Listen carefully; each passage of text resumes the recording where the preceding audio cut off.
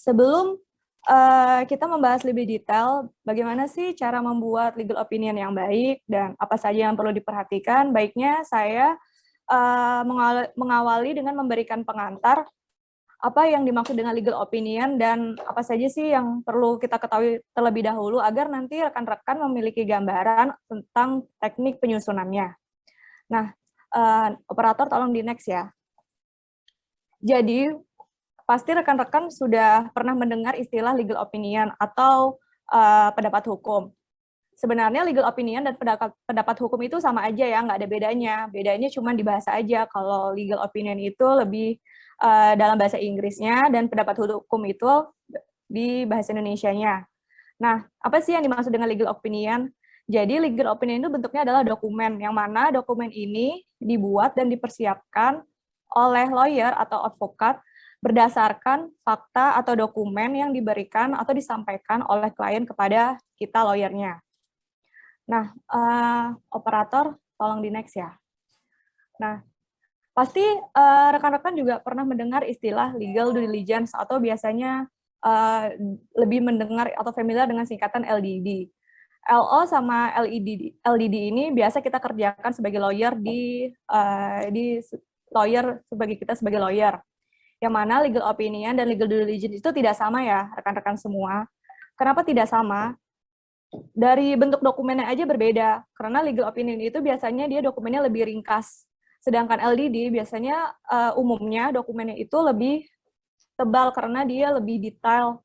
Karena LDD itu merupakan audit hukum atau pemeriksaan secara saksama terhadap suatu perusahaan atau objek transaksi untuk kita mengetahui atau memperoleh informasi, fakta, material yang dapat menggambarkan bagaimana kondisi dari suatu perusahaan atau objek transaksi dan apakah nanti itu akan mempengaruhi tindakan korporasi di kemudian hari. Misal, klien kita dari perusahaan A ingin melakukan IPO, sehingga perlu itu dilakukan pemeriksaan saksama terlebih dahulu mengenai legalitas dari badan hukum perusahaan tersebut, terus untuk memperoleh terkait status hukum terhadap dokumen yang akan diaudit, untuk memeriksa tingkat ketaatan badan hukumnya, dan untuk memberikan pendapat hukum atas suatu kebijakan perusahaan. Nah, misalnya nih, tapi yang untuk saat ini, saya untuk LDD-nya akan jelaskan secara singkat aja ya, karena tema dari workshop ini kan mengenai legal opinion. Misalnya nih, kalau untuk memeriksa legalitas badan hukum, jadi nanti lawyer itu akan memeriksa dari anggaran dasarnya, terus akta pendirian dari perusahaan tersebut. Nah, bedanya dengan legal opinion apa sih? Kalau legal opinion itu, kita melakukan kajian terhadap peristiwa hukum.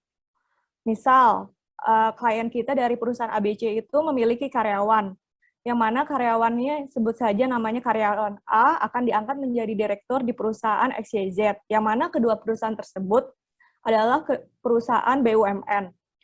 Jadi kan akan timbul nih pertanyaan, bagaimana sih ketentuannya, apakah diperbolehkan seperti itu, dan bagaimana mekanismenya agar pengangkatannya menjadi sah atau tidak bertentangan dengan ketentuan yang ada. Nah, nanti prakteknya biasanya nanti perusahaan ABC ini akan meminta meminta pendapat kita sebagai lawyernya untuk mengetahui apakah ini diperbolehkan dan ketentuannya seperti apa. Kalau saya terlalu cepat, mohon maaf ya. Oke, operator di next ya. Nah, selanjutnya saya akan menjelaskan mengenai prinsip-prinsip dari legal opinion itu apa aja. Jadi di slide ini saya akan memberikan poin besarnya aja, 4 poin terbesar yang harus diperhatikan dalam membuat legal opinion. Pertama, legal opinion itu harus dibuat berdasarkan fakta atau dokumen yang diberikan oleh klien kepada advokat atau lawyer. Jadi tidak boleh tuh lawyer membuat LO di luar dari fakta atau dokumen yang diberikan oleh klien. Nggak bisa kita, oh ternyata ini dokumen ini terkait nih dengan peristiwa hukum yang diminta dikaji oleh klien kita. Terus kita masukin aja, nggak bisa, karena harus based on fakta atau dokumen yang disampaikan oleh klien. Nggak bisa kita menambah-nambahkan sendiri ya. Terus kedua, LO itu juga harus khusus ditunjukkan untuk kepentingan klien tertentu. Misal, ini dari klien dari perusahaan A yang meminta untuk dibuatkan LO yang seperti contoh yang tadi saya sudah jelaskan ya. Nggak bisa itu akan dijadikan acuan atau diterapkan untuk klien B yang memiliki mungkin case-nya hampir sama, karena kan ada beberapa faktor, terus ada fakta-fakta, ada dokumen-dokumen yang mungkin berbeda dari kepentingan klien B. Mungkin nanti lebih detailnya akan dijelaskan oleh rekan saya, Rara. Terus selanjutnya, LO juga yang diberikan oleh lawyer kepada klien itu tidak dijadikan acuan oleh pihak lain untuk melakukan perbuatan hukum tertentu. Jadi ya udah, kalau emang tujuannya dan udah khusus perihalnya apa, LO itu ditujuannya untuk apa, ditujukan kepada siapa, ya hanya berlaku untuk itu aja, tidak bisa dijadikan acuan untuk case yang lain. Dan yang terakhir, LO itu kan merupakan pendapat yang kita buat, yang lawyer buat pada saat itu. Jadi hukum dan aturannya, fakta dan dokumennya juga menggunakan yang berlaku pada saat itu. Jadi nggak bisa tuh pendapat yang kita berikan untuk dijadikan jaminan untuk kedepannya, karena bisa jadi di kemudian hari aturan hukumnya berubah. Misal nih, saat ini yang tadi terkait karyawan A yang akan menjadi direktur di perusahaan lain, itu kan pasti kita mengacu pada Undang-Undang Ketenagakerjaan. Nah, tiba-tiba kalau sekarang di Indonesia ada terbit Undang-Undang Cipta Kerja, otomatis kita juga harus membuat pendapat dan mengaitkan dengan aturan hukum yang berlaku, yang baru terbit dan yang berlaku sekarang ini. Jadi yang LO sebelumnya pasti sudah tidak relevan karena ada aturan hukum baru yang telah terbit. Terus selanjutnya next, operator. Nah, untuk tujuan penggunaan LO, itu ada banyak sih, tapi untuk saat ini saya akan menyampaikan 4 tujuan penggunaannya. Pertama, untuk memenuhi ketentuan dalam perjanjian. Misal nih, perusahaan klien kita akan mengajukan pinjaman. Nah, pasti nanti si perusahaan akan meminta kita sebagai lawyernya untuk memintakan pendapat mana aja sih yang dari kriteria harta atau aktiva perusahaan yang bisa diajukan sebagai jaminan. Terus yang kedua, untuk memberikan penjelasan dari segi hukum atas suatu perbuatan hukum. Misal, apakah si direktur A ini berwenang dalam kapasitasnya atau jabatannya untuk melakukan suatu tindakan hukum tertentu. Terus yang ketiga, untuk menjawab pertanyaan dari segi hukum. Misalnya nih, apakah Bitcoin bisa menjadi alat pembayaran yang sah di Indonesia menggantikan mata uang rupiah? Kan berarti nanti kita sebagai lawyer harus riset terkait mana sih alat pembayaran yang sah yang berlaku di Indonesia sebagai alat pembayaran di Indonesia. Jadi harus meriset lagi aturan-aturan yang ada di Indonesia. Terus yang terakhir adalah untuk memenuhi ketentuan hukum yang ada. Misal ketika klien kita akan melakukan merger, akuisisi, atau IPO. Nah, LO ini dibutuhkan sebelum klien kita akan melakukan tindakan korporasi tersebut.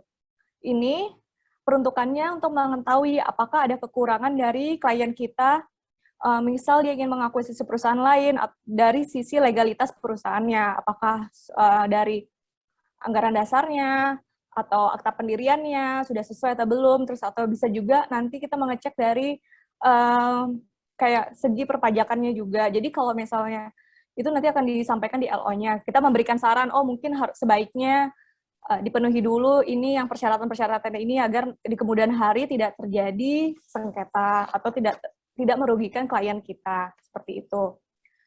Dan oke, operator next.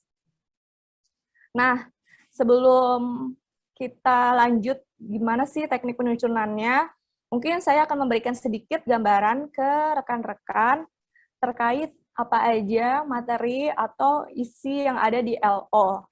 Nah, legal opinion atau pendapat hukum itu biasanya umumnya terdiri dari 3 bagian, yang mana ada pembuka, isi, dan penutup. Pembuka itu sendiri biasanya nanti ada tanggal, ditunjukkan secara spesifik LO itu kepada siapa, perihal pembuatan LO atau tujuan dari pembuatan LO tersebut, dan permasalahan atau isi hukum yang akan diidentifikasi di dalam LO tersebut.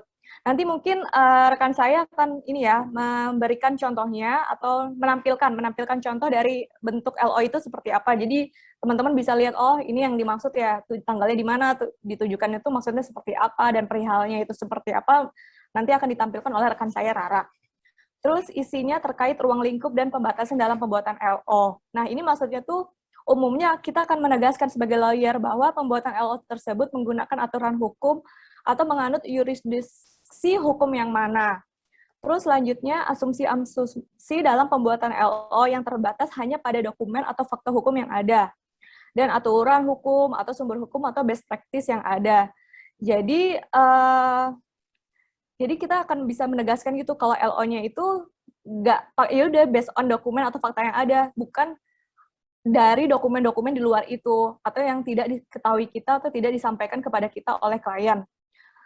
Terus yang selanjutnya adalah mengenai daftar isi hukum atau permasalahan hukum yang dirumuskan secara lengkap dan sikap. Jadi di bagian ini nanti kita akan sebagai lawyer akan menuliskan apa sih yang diminta dari klien yang akan dikaji itu permasalahannya apa. Misal tadi yang saya sebutkan, bagaimana sih mekanismenya untuk bagaimana mekanisme untuk pengangkatan karyawan yang sama-sama perusahaan BUMN.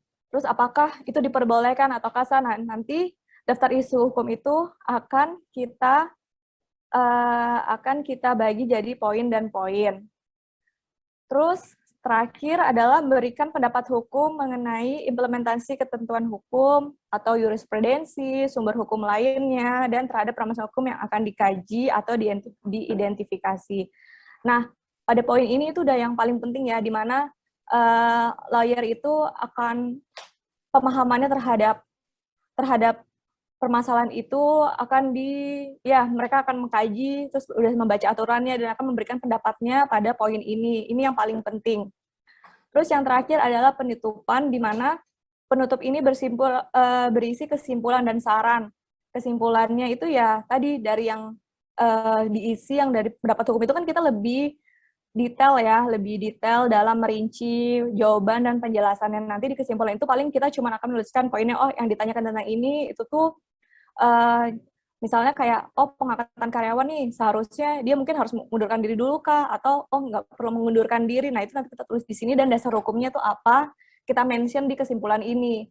Nah sarannya itu yang akan kita berikan sesuai ini, apakah, oh sebaiknya ya udah mengundurkan diri dulu, atau oh jangan mengundurkan diri, apa gimana, nah itu masuk di sarannya.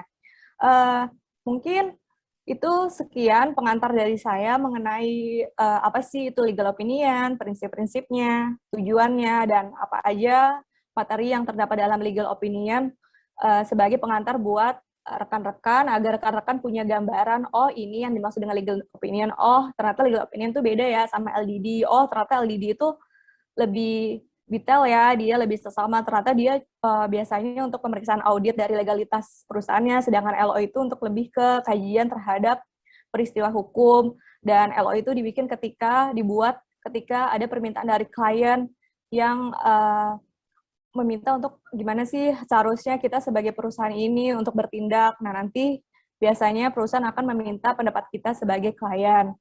Mungkin nanti untuk lebih detailnya mengenai teknisnya dan apa aja yang perlu diperhatikan dalam membuat LO akan disampaikan oleh rekan saya nih yang sudah sering tiap hari bikin dan buat LO ini. Pasti dia lebih paham dan akan diberikan penjelasan yang lebih mudah dicerna sama rekan-rekan, agar rekan-rekan yang ingin berkarir di bidang law firm sebagai lawyer akan punya gambaran dan tidak kagok ketika sudah bekerja di law firm. Segitu pemaparan materi dari saya. Terima kasih sebelumnya atas perhatiannya. Mohon maaf bila ada kekurangan. Selanjutnya saya kembalikan lagi ke MC-nya Kak Abel.